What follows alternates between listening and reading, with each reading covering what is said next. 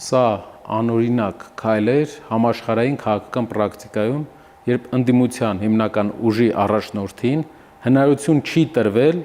անցկացնել նորմալ ընտրարշավ, հնարավորություն չի տրվել շփվել սեփական ժողովրդի հետ։ Իհարկե, մենք կարող ենք հասկանալ, թե ինչու է դա արվում, կա բազային վախ, գաղտնիք չէ, բոլորը գիտեն, որ 3 ամիս պահանջել տնային կալանք նրա համար է արվել, որ ընտրությունների մինչև ընթացքը Սամվել Կարապետյանը հնարավորություն չունենա մասնակցի ընտրարշավին, որտեղ երբ որ նա մասնակցի ընտրարշավին,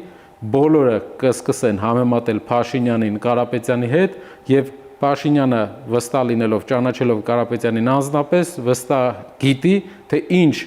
մարդիկ ինչ հետևության կգան, կհասկանան, որ երկրին նոր առաջնորդ է պետք, ուժեղ առաջնորդ է պետք եւ ընտրությունը կգնա Կարապետյանի կողմ, այդ իսկ պատճառով նրանք գնացին այս քայլին, որպեսզի ընտրական process-ներին Կարապետյանը չմասնակցի։ Եթե նրանք մտավախություն չունեն, որևէ մտավախություն չունեն, ինչու են տնային կալանքը երկարացնում, ինչ պատճառ կար կոչի համար տնային կալանք երկարացնելու։ Հիմնական պատճառը վախն է իշխանությունների սեփական ժողովրդին զսպելու ցանկությունը։ Ընդդիմադիր հայացքների դեմ